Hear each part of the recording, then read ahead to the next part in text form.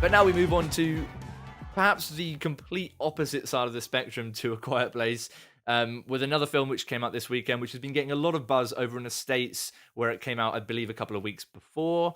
We got it over here in the UK, which is a usual thing to happen, and I'm still not past it. God damn it, release dates, you sons of bitches. But that film was Love, Simon, which is a teen romantic drama comedy style thing, coming of age film, essentially about this guy called Simon, what a shocker, who is gay.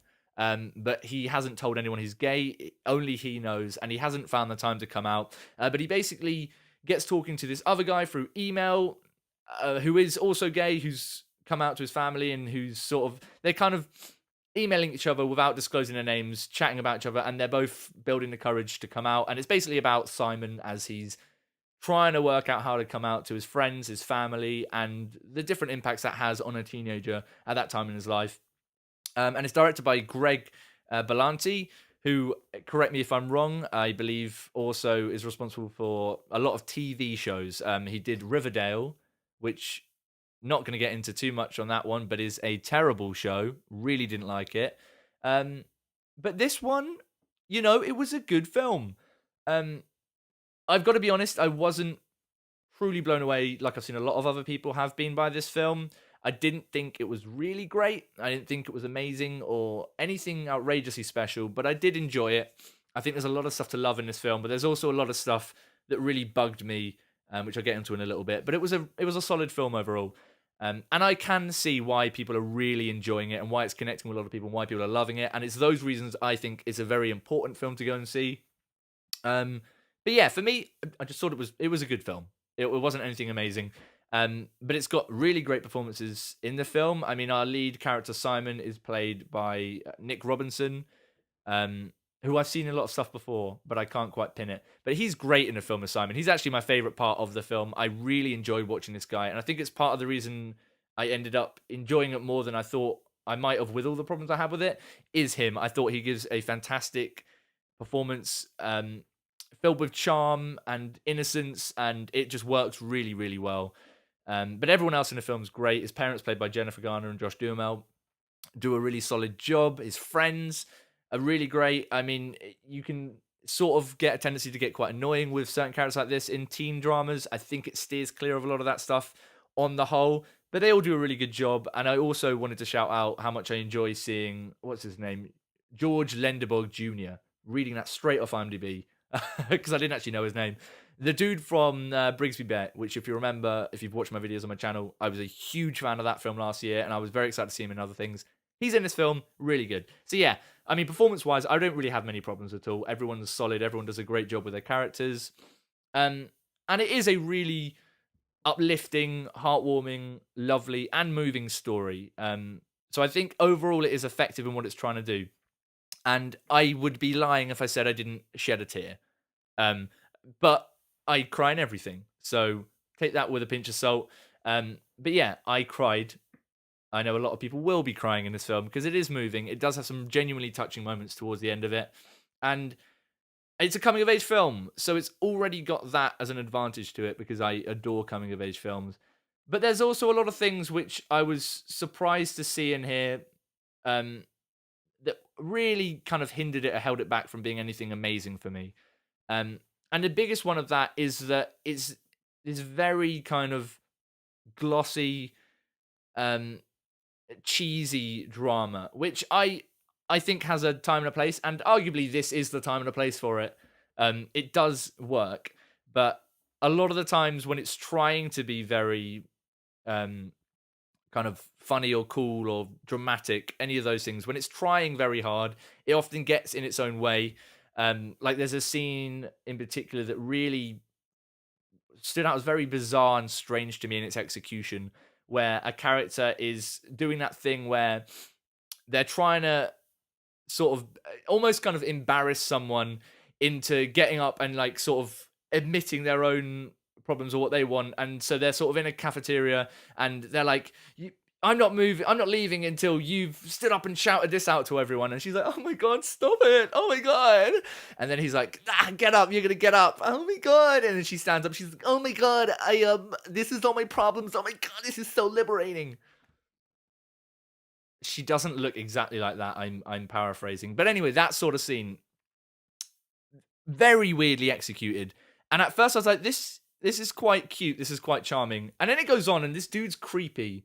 And then creepy. Okay, this guy's like dead in the eye, like, you're gonna fucking stand up on that table and you're gonna fucking say it, and I'm not leaving. And I was like, serial killer vibes, all right.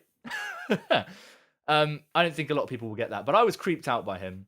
And then she does it, and it's just it should have been a very nice scene, but it wasn't because it just kind of goes on a bit too long, and it's very obviously trying to be this cute, quirky romantic scene, and then it kind of just moves on to the next one. And so there are a lot of scenes like that where I think it should have worked more effectively than it did work.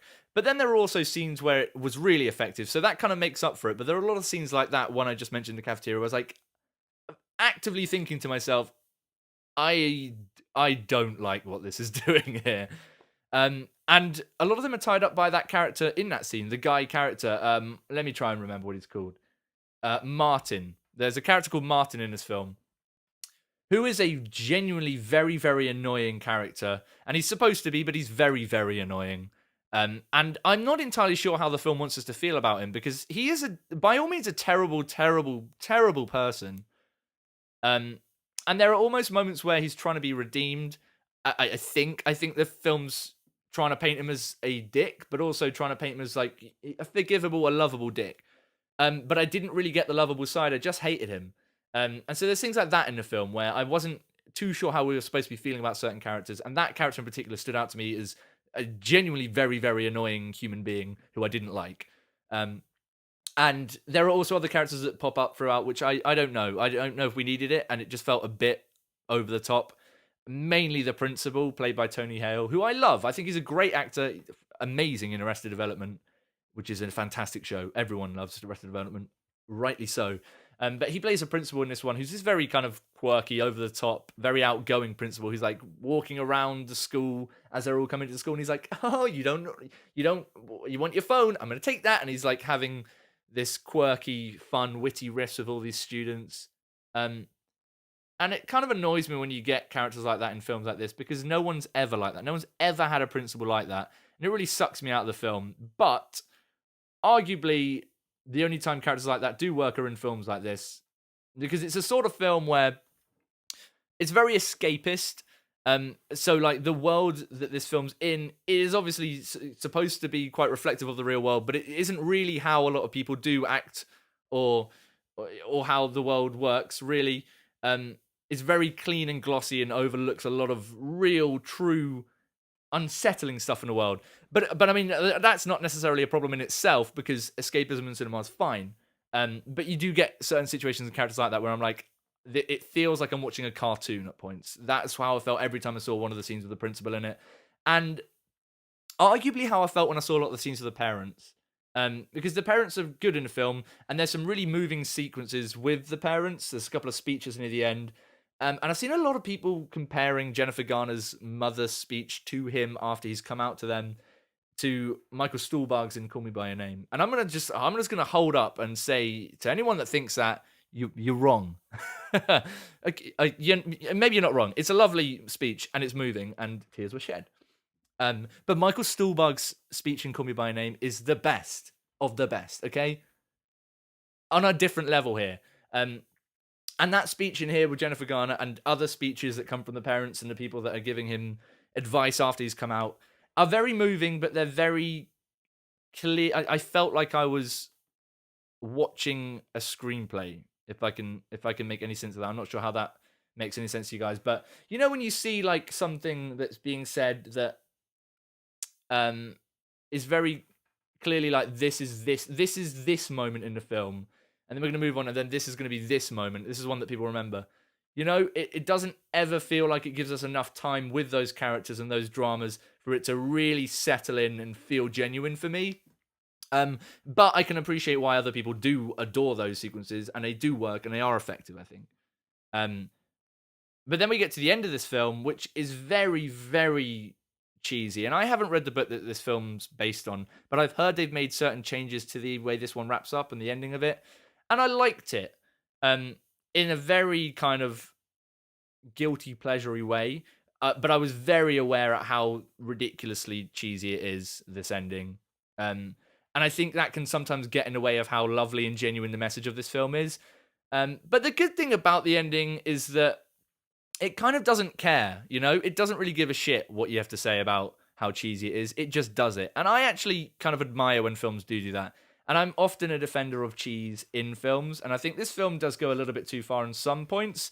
But on the whole, it's kind of welcome, the cheese. And if anything, it was nice to see gay characters like that on screen doing their thing just as a gay couple. And to see the response from the people in the audience around me was just, it was nice. And it was a nice reminder that we're at that point with cinema where stuff's starting to change in that. And that's the thing I admire and like the most about this film, is the importance of a story like this on screen and the reception that it's getting. It's really nice. And that's what it's all about at the end of the day. So that's why the things that I didn't like about this film didn't necessarily break the film for me. Because there were people like cheering and audibly like involved and invested in this gay relationship on screen, which is just nice at the end of the day. I like that side of things. And so that side of things is lovely and heartwarming, and it's got a really great message, this film, and it's really lovely overall, but it has got a lot of stuff that holds it back. And I can't honestly say I thought it was a particularly great film, but I did enjoy it. So very conflicting stuff to say about Love, Simon there. But overall, I enjoyed it. I wasn't particularly blown away by it. I'm not sure I'll go out and see it again or have much desire to see it again. But as far as coming of age films go, I thought it was okay. And there's a lot of people that are really going to connect with this film and should absolutely go and see it. So I recommend it, but I didn't feel particularly blown away by Love, Simon. Hey, now, babe.